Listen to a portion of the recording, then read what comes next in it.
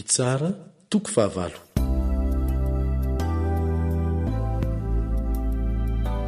Aroy ny lehilahy amin'ny Efraima tamin'ny Gideona. Ahoana izao zavatra nataonao taminay izao? No tsy nantsoinao izahay raha nandeha hiady tamin'ny Midiana ianao? Dia nanome tsiny azy mafy ireo. Fa hoy Gideona taminy, zinona izao nataoko izao raha oharina amin'izay nataonareo? Tsy tsara va ny fitsiponam-boaloboky Efraima noho ny fiotazam-boaloboky Abiezera? Teo an-tananareo no nanoloran'Andriamanitra ny andrina ny Midianina dia Oreba sy Zeba. Ary inona no azoko atao raha oharina amin'ny nataonareo? Ary rehefa nilaza izany teny izany Gideona dia nitony ny fahatezeran'ireo taminy. Ary Gideona nakany Jordanina ka nita izy sy ny 300 lahy teo aminy, na dia efa reraka aza mbola nanenjika ihany. Ary hoy izy tamin'ny mponina tao Sokota, masiny ianareo mba homeo mofo ny olona manaraka. Fa reraka izy ary izaho manenjika ny Zebaha sy Zalmona mpanjaka ny Midianina. Fa hoy ireo andrina ny Sokota, moa efa voahazo ny tananao ankehitriny va ny tanan'ny Zebaha sy Zalmona no omenay mofo ny miaramilanao? Dia hoy Gideona, rehefa voatolotro Jehova eo an-tanako Zehaba sy Zalmona dia handalasiko amin'ny tsilo avy any anefitra sy ny sampivato ny tenanareo. Ary niakatra avy teo izy ka nakany Penuela dia nanao teny tahaka izany koa tamin'ny olona tao. Ary ny mponina tao Penuela koa dia namaly azy tahaka ny navalin'ny mponina tao Sokota ihany.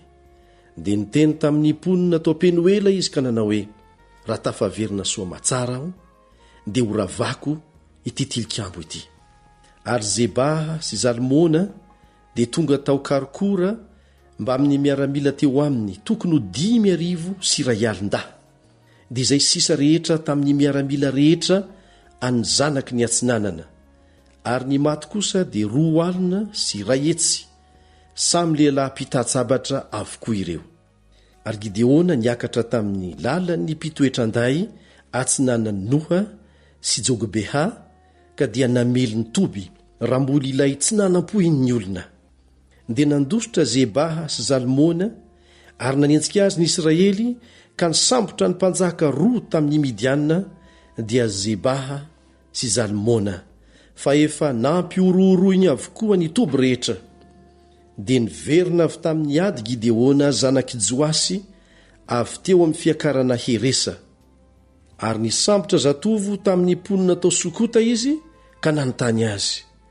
Dia nosoratan'ilay zatovo ny anaran'ireo andrina ny Sokota sy ny lolona tao ka 770 lahy izy. Ary Gideona dia nankany amin'ny mponina tao Sokota ka nanao hoe, indreo Zebaha sy Zalmona izay efa nandatsanareo aho hoe, moa efa voahazo ny tananao ankehitriny va ny tanan'ny Zebaha sy Zalmona no omenay mofo ny olonao efa reraka? Dia naka ny lolona tao an-tanàna izy ary tsilo avy tany anefitra sy sampivato ka ireny no namaizany ny mponina tao Sokota. Ary nandrava ny tilikambo tao Penuela koa izy ka namono ny lehilahy tao an-tanàna. Dia hoy izy tamin'ny Zebaha sy Zalmona, lehilahy toy inona nge izay novonoinareo tany Tabara? Ary hoy izy roalahy, tahaka anao ihany izy, nitarehan-janak'andrina avokoa izy rehetra. Ary hoy izy, rahalahiko, zanaky ny reniko ireo, raha velona koa Jehova dia tsy mba hovonoiko ianareo raha novelominareo ireo. Ary hoy izy tamin'ny Zatera lahy matoany, mitsangana ka vonoy izy roalahy, fa ilay zatovo tsy nahatsoaka ny saba ny fanatahotra satria mbola tanora fanahy izy. Ary hoy Zebaha sy Zalmona, aoka ianao no hitsangana hamely anay, fa araka ny toetry ny olona ihany ny heriny. Dia nitsangany Gideona ka namono an Zebaha sy Zalmona ary naka ny ravaka sary mbola antsinana izay teo amin'ny vozony ramevany. Ary hoy ny lehilahy amin'ny Israely tamin'ny Gideona, manapahana ianao sy ny zanakao ary ny zafinao, fa efa namonjy anay tamin'ny tanan'ny Midianina ianao. Fa hoy Gideona taminy, tsy hanapaka anareo aho ary tsy hanapaka anareo koa ny zanako, Jehova ihany no hanapaka anareo. Ary hoy koa Gideona taminy: zavatra iray lomonja no hany mba hangatahako aminareo. Aoka samy hanome ny kavina izay avy amin'ny babony avy ianareo, fa nanana kavim-bolamena ireny satria Ismaelita. Dia hoy kosa ny olona: eny, fa homenay tokoa zany. Dia namelatra lamba ny olona ka samy nanipy ny kavina izay avy tamin'ny babony teo.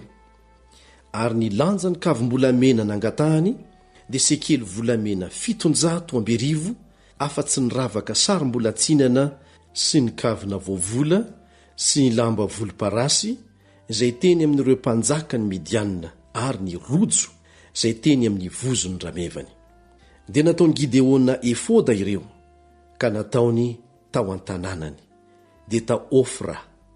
Ary ny Israely rehetra nakany nijangajanga nanaraka izany efoda izany, ary tonga fandrika tamin'ny Gideona sy ny ankohonany izany. Dia resy teo anoloany zanak'Israely ny Midianina, ka tsy nahatraka ny lohany intsony. Dia nandry 40 taona ny tany tamin'ny andron'ny Gideona. Dia nandeha Jerobala zanak' Joasy ka nitoetra tao an-tranony. Ary Gideona nananjanaka 70 izay naterany, fa maro vady izy. Ary ny vaty tsin-dranony izay tany Sekema dia niteraka zazalahy taminy koa, ka ny anarany nataony hoe Abimeleka. Dia maty Gideona zanak' Joasy rehefa tratrantitra tsara, ka nalevina tao amin'ny fasan'ny Joasy rainy tao Ofra ny Abiezrita izy. Ary rehefa maty Gideona dia nijangajanga nanaraka ireo bala indray ny zanak'Israely, ka nanao any bala Berita ho Andriamaniny. Ary ny zanak'Israely tsy nahatsiaro an' Jehovah Andriamaniny, izay efa namonjy azy tamin'ny tanany fahavalony rehetra nanodidina, sady tsy nanao soa tamin'ny taranak'i Jerobala na Gideona, arak'izay sorehetra nataony Gideona tamin'ny Israely izy.